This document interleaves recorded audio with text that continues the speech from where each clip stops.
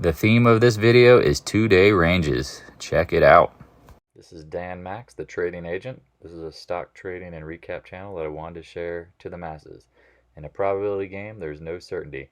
Here are my insights and predictions. This is Dan Max at eXp Realty, aka the trading agent.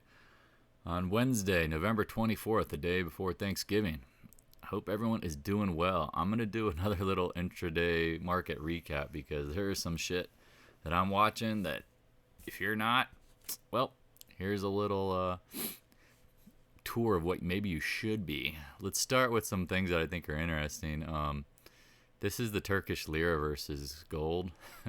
Their currency has been blowing up the last couple days, and blowing up not in a good way. Like their prime minister, dictator, whatever, Aragon is having problems with his currency against the dollar, and this is kind of interesting. Do you think the Turks holding gold care about the U.S. dollar gold price correlation over the past days? Probably not. No.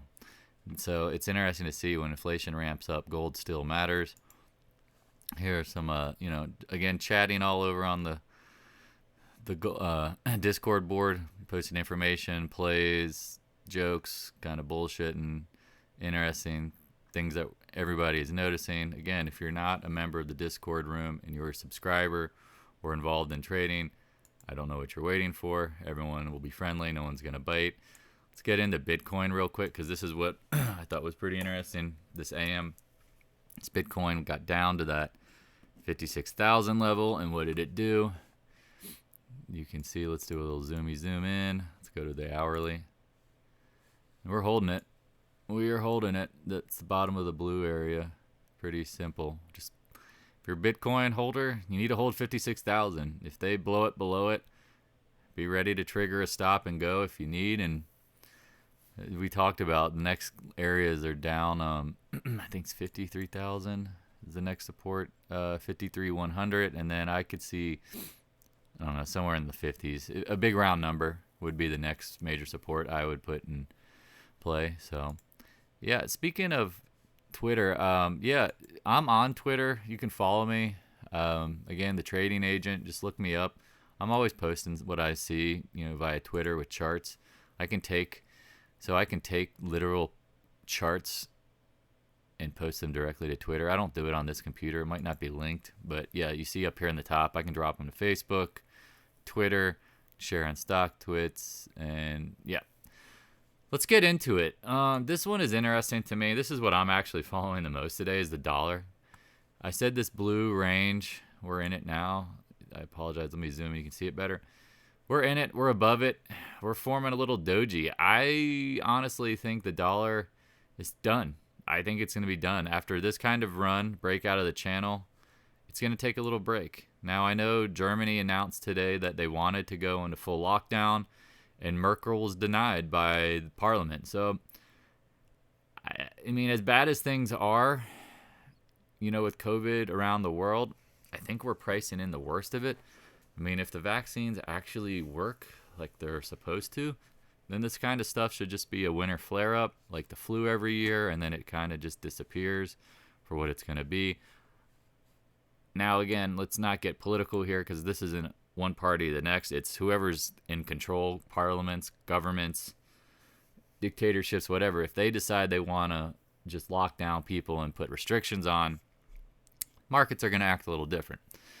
Just keep that in mind. I think the dollar's probably popped for what it's going to do for now because I was kind of joking today with the folks on the Discord room. What are the odds that,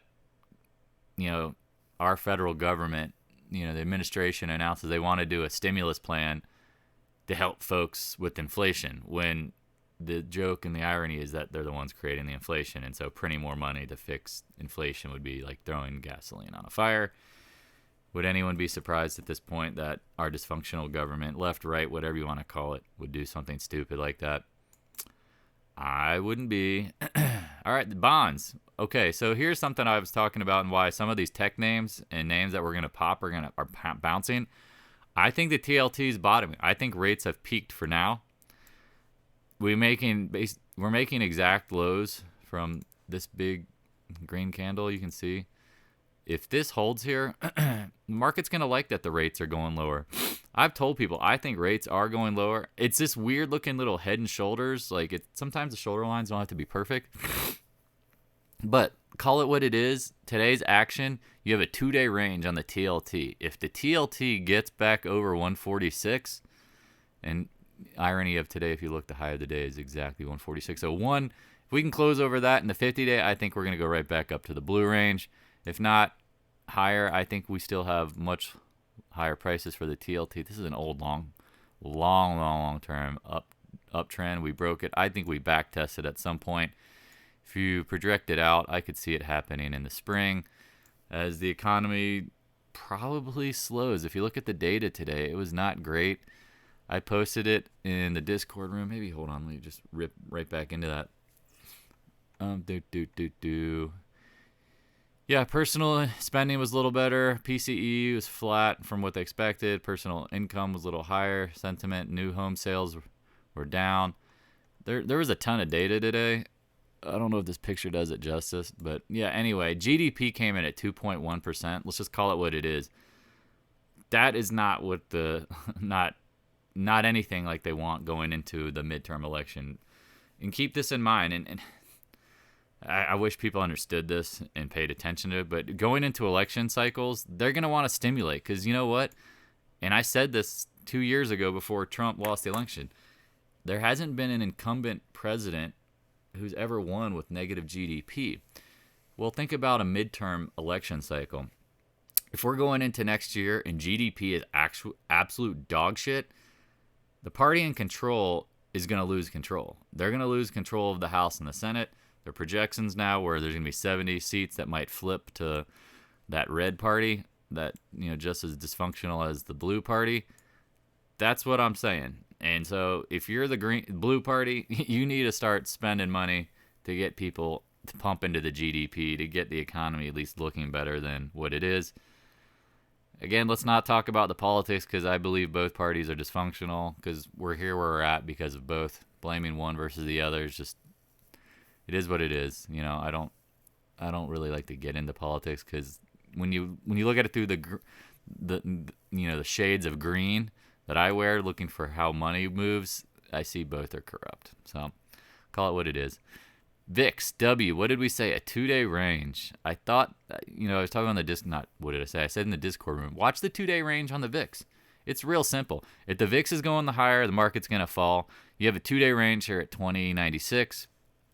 Just, here's how you would draw it. I mean, it's literally simple. Connect the top of the wicks, 2 days. You break over it, you're good. You break below it, it's going lower. I mean, that's how sometimes trading is. And the in-between doesn't really tell you anything because it doesn't show you if there's any continuation. I try to explain to these people. If Justin Poolster's ever listening, he's got a great service on Twitter. He has a private trading group that people pay money for. I've paid for money because I believe in his services. I believe he actually knows what's going on. There's not a lot of people I'd actually pay for. I don't pay for it anymore because I don't listen. I just didn't listen to it as much as I need to or wanted to. And again, he's just kind of doing exactly what I would be looking for, the same kind of things. And his favorite plays are 2-day ranges because anytime you have a 2-day range, whatever way you end up going usually can be the continuation. I mean, I don't have to. It's amazing. You can draw it. It's just higher if you break over it, lower if you break below it. It's just that simple. And so that's just a good trading technique. I tell people if you've never, 2-day ranges, just study it. You will be amazed how sometimes 2, 3, even 4-day ranges, if they get even tighter, because that's where we're going next. Gold ranges, tight ranges. What did we say up at the top here? This tight range. Once gold broke 172s, goodbye. Look what it did. Flop. But here's where I hope people are looking at this chart real closely and seeing the very obvious things going on. We are at the downtrend. I was telling people buy yesterday. I am adding today. Remember, I'm not an all or nothing trader. I don't go all in every time I feel like I need to buy. I just start nibbling, dabbling, taking small pieces. Well, guess what? I added today because I saw the retest of the low. 2-day low. Oh my God. It's amazing. These 2-day ranges, how if you can identify them and they form, you just try to get in near the bottom. It literally yesterday gave you the blueprint for today.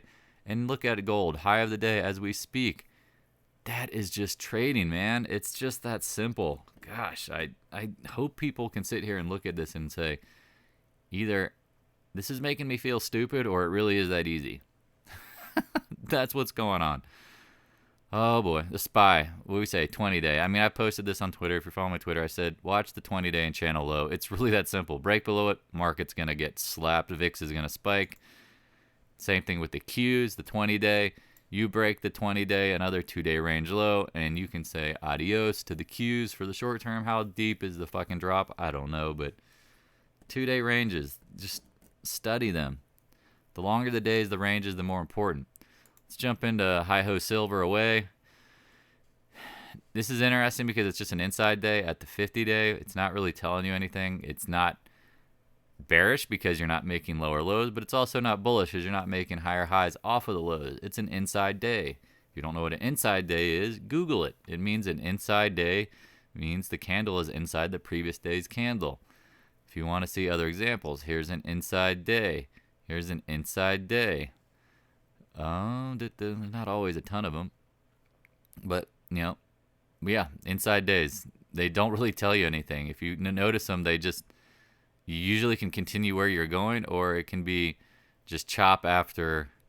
Here's some inside days, chop after bottoming. It's a nothing day, meaning do not take the information too deeply. It's just some candles are throwaway candles. That's what I call them. They don't, the day's action, the hour's action, the 10-hour, 10-minute candle, it doesn't confirm anything. You have to learn to look at that and say, all right, well, if I think silver's bottoming, today's candle does not confirm it. I like this candle because it has high volume, but it's the day before Thanksgiving. Light volume. It's not really telling you shit. I want to see it make a higher high if I want to believe in silver. I want to see it get over 121.93. Write it down in your journal. And speaking of, I hope you guys trade with journals. If you're not, oh my God, you can't remember everything you've ever seen in your head every day. That is insanity. I have a journal. It is huge. We'll get into that some other time. But yeah, keep an eye on it. Pretty simple. Let's pull into some of our favorite miners. Pass. It's holding 50-day, which is interesting because Pass really got slammed on, I think, the Peru news. Correct me if I'm wrong in the chat if you see something. But it's holding up, high and tight. KL, we said anywhere under like 41 area. And again, so this is what can be interesting is indecision candle, indecision candle. You're going to see here in a second why indecision candles 2 in a row sometimes can be very powerful at tops and lows. Maybe I'll just pull right into it. All right, Tesla. This is a 2-day intraday, 2 indecisive candles at highs before it flipped.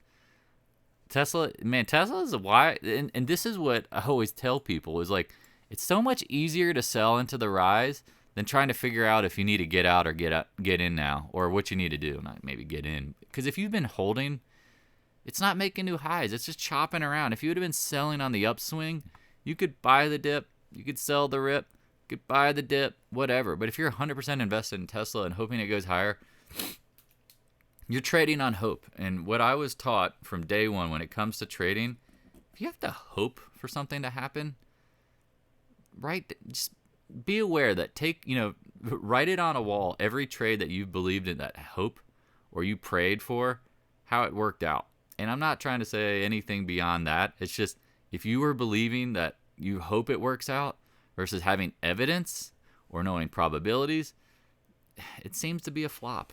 That's all. I mean, I hope Tesla longs get back up to the 2 times range because I will then probably short it, which is not what they want to hear. But at this point, I don't have any desire to play the trend. I didn't short it here, so I'm not going to short it. And honestly, the only reason why, again, it's an M pattern, just the opposite of the W's. If you guys follow me enough, you know I'm waiting for the M's, the W's, the head and shoulders, whatever. At this point, this is just nothing. And I hate this for people who are in Tesla because you could be buying gold. You could be buying some of the names we're talking about. You could be buying anything. You could have bought Apple. It's acting way better than Tesla. And we talked about it. If you would have bought Apple on the breakout, boom, that's way better than what Tesla is doing. And so you have to look at relative strength. Look at Tesla the last 5 days. It is, it did have a solid, man, I guess you get 20%, but it's chopping. That's man, Tesla's such a beast. It just moves. There's so many people. Look at the volume trading too. Maybe I just caught myself being wrong there. I guess the way that I look at it is that Apple up, breaking the downtrend to new all-time high is smoother, easier to hold than Tesla. That's a better way to describe it. Because again, if you see you're not making new highs as the markets are making new highs, it's not leading. Hint, hint. It's following. So let's hope it follows up. If it doesn't, it just is what it is. Again, man, gold is just catching a bid as we sit here. That's why I love the 11 o'clock hour Eastern Standard Time, 10:30 to 11:30. You will hit your bottoms, potentially. You'll hit your tops, whatever it's going to be. Remember Turnaround Tuesday yesterday?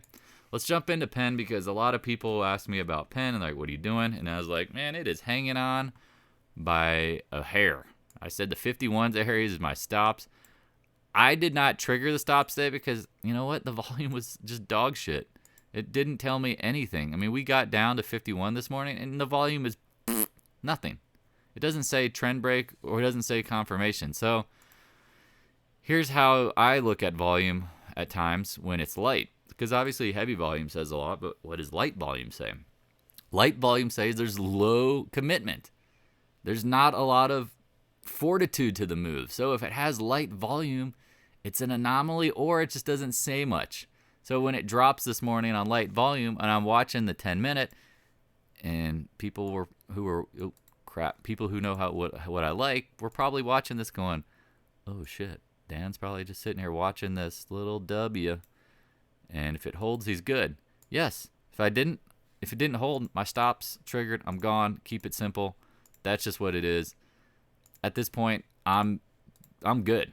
So Penn, thanks Portnoy. I don't know if you're buying shares down there. Somebody held it up, but this is what it is.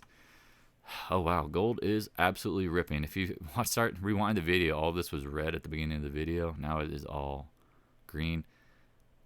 You know, I could keep talking forever, but it's not really going to help. I think I'm going to end this right here on Vale because this is a Scott special. He was talking about this. We said the W. I said, man, if it gets over the 20-day, it should go. Even today, when the market was down, it was not even down. It was up. Strength. That is strength. Even though the volumes are light today because of Thanksgiving, that is strength. That is what you look for. Breaking the 20-day. This is a big trade potential. Monster. And again, it's not like you're going to get rich off of it, but if it retests the 23 ranges and you're buying in the 11s, would you take 100% return on your income if with little risk? If we're willing to risk 3% to make 100%, please take that trade all day. All right, this is Dan Max at EXP, aka the Trading Agent, with my eye on gold. As I said, 2-day range. Watch it. If we get back over 167.86, it probably starts popping. And on that note, I will see you guys later. If you don't get a chance to listen to anything else, know that I want you to have a good Thanksgiving. Be refreshed because next week, things could get interesting. Cheers. Thanks for watching. Please subscribe if you like the content. Also smash the like button, share with your friends, and add a comment. If there's a topic or stock you'd like me to give you insight about, let me know in the comment section. I'll do my best to answer your question. Thanks.